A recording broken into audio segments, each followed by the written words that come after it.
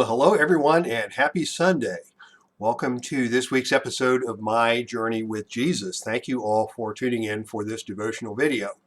My name is Dave Little and I am so pleased that you have joined us today. As many of you know, I'm not a pastor, I'm not a professional speaker, I'm just a guy living in Madison, Wisconsin and walking imperfectly with Jesus. And God has put it on my heart to use my YouTube channel to talk about my experiences, my failings in my journey with Him from week to week. So thank you all so much for tuning in. Recently, we have been studying the book of Luke, and today we are going to continue on with some lessons from Mary. We started off in the book of Luke last week, diving into chapter 1, and today we will wrap that up. Last week we talked about the significance of the birth of John the Baptist. Most of today's talk will focus on Mary and what we can learn from her role in the birth of Jesus. We first see Mary in verse 27 when she is visited by the angel Gabriel with the message that she is to become the mother of Jesus. This is probably a familiar story to most folks, so we won't read the entire passage word by word. That's not very compelling YouTube content. But let's look at the highlights. Mary is a young girl, probably a teenager. She is not married, but she is pledged to be married to a man named Joseph. Mary is approached by the angel Gabriel, who presents to her the message that she is going to give birth to Jesus. This is a big problem for a young girl in the Hebrew culture who was pledged to be married. Chastity and fidelity to her future husband was a huge deal. This pregnancy could ruin her reputation, could ruin the reputation of her family. It could destroy her marriage. She could have been prosecuted and perhaps even executed for the sin of infidelity. And yet, in spite of that, Mary responds with obedience to God. And there is a lot that we can learn from her response. And that will be the focus of today's video. But before we turn our full attention to Mary, I do want to take a moment to reflect on what we learn about Jesus in Luke chapter 1. Gabriel provides a series of promises about the impact that Jesus will have on the world in verses 31 through 33. So let's take a look. You shall call his name Jesus. He will be great. He will be called the Son of the Most High. He will be heir to the throne of his father David, and he will reign over the house of David, the house of Jacob forever. And of his kingdom there will be no end. I can't read over those words without stopping to reflect on the awesome glory of Jesus, who he is, and how God sent him to change the world and to alter the entire course of human history. And we'll get to see this all the way through the book of Luke, and I really can't wait to dive into this over the next few months. But I certainly didn't want to pass through the first chapter of Luke without stopping to reflect on that. But now we can get back to Mary. Mary's facing quite the dilemma when Gabriel brings her this news. How is she going to tell her family? How is she going to bring this news to Joseph? What's it going to be like for her to be waddling around pregnant in the eyes of her Hebrew culture? This is really heavy stuff for a teenage girl. But Mary is not your average teenager. Her responses are profound and highly instructive. The key to Mary's response is seen in verse 38. Behold, the bond slave of the Lord, may it be done to me according to your word.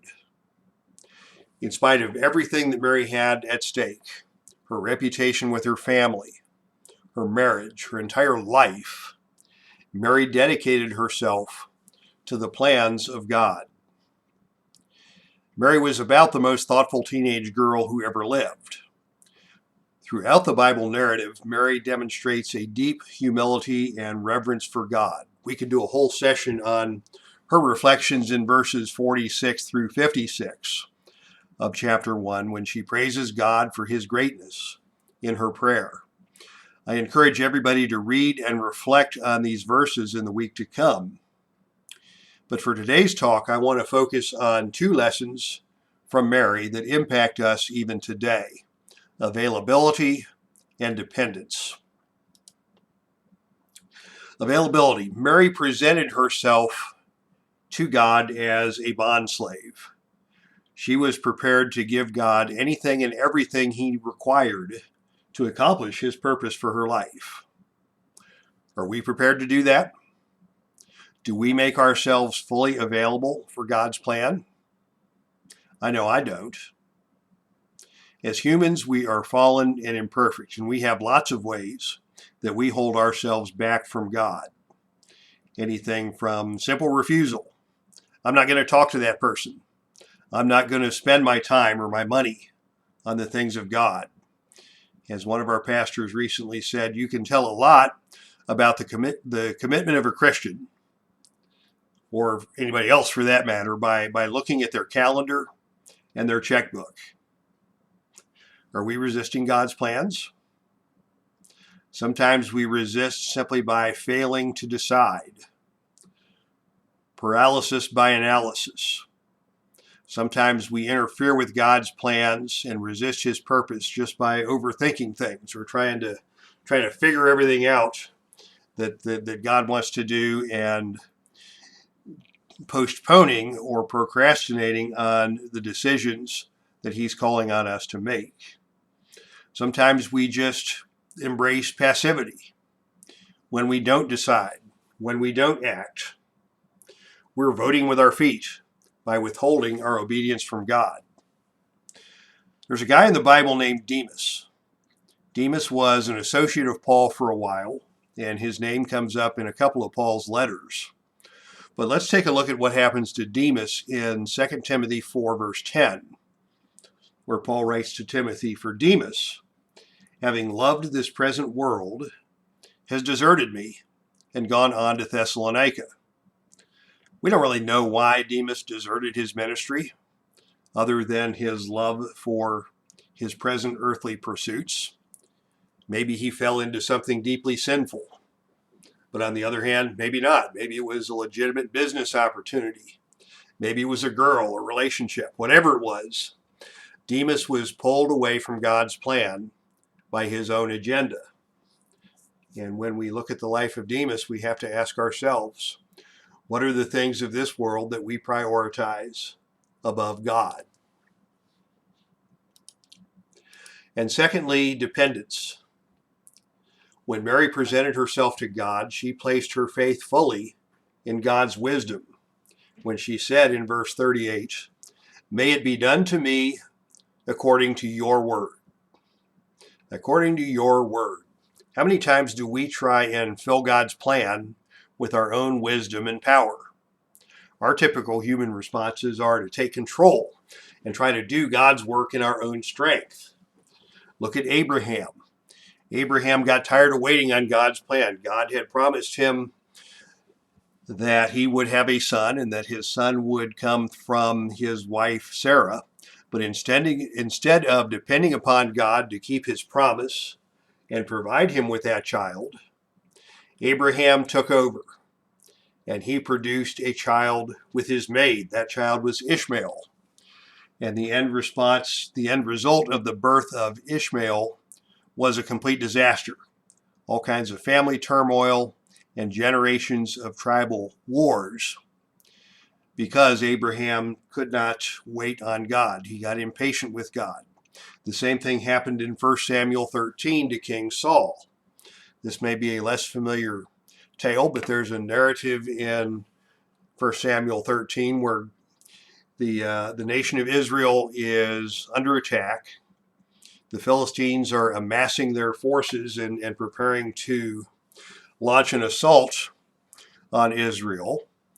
God instructed Saul to wait for Samuel the priest to come to offer sacrifice to God in preparation for this war.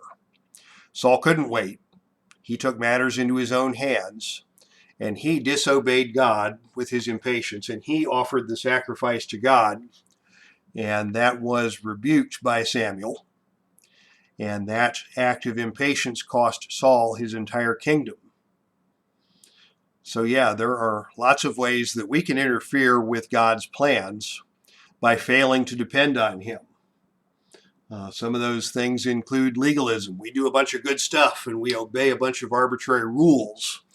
And we think by doing that, we can impress God and we can do God's work for him.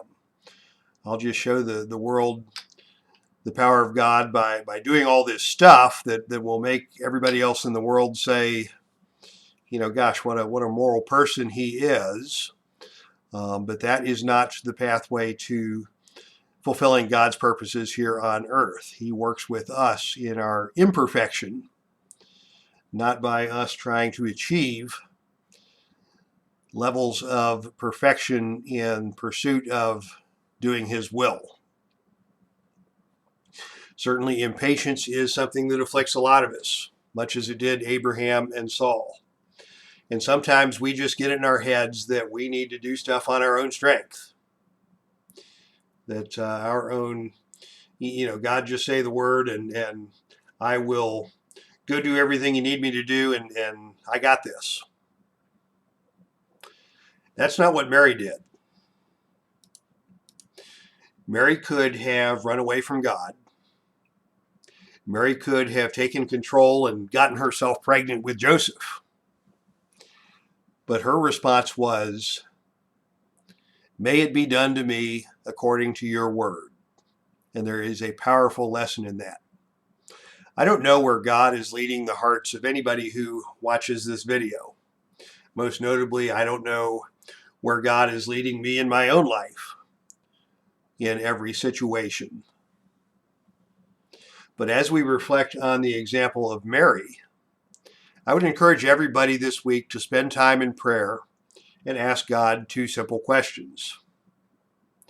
God, how can I be more available to you to accomplish your purposes for my life? God, in what ways can I depend upon you more fully to work in me and through me, instead of me trying to do your job for you with my own power and wisdom? And that's where we will wrap things up for this week. So keep these challenges in mind in the week to come. And until then, thank you all for listening. Thank you for tuning into today's devotional video. Feel free to leave your comments and questions in the comments section below. It's great to hear from folks with questions about the issues we discuss here on this broadcast. If you enjoyed this broadcast, give it a like. And when you give it a like, it will elevate this broadcast in the search algorithms of other people who may be looking for videos like this to encourage and inspire them. If you want to hear more from the channel, you can hit the little bell key below that is the subscribe button, and you'll get notified whenever new content is posted to the channel. And with that, I will say once again, thank you all for tuning in today. God bless you all, and go in peace.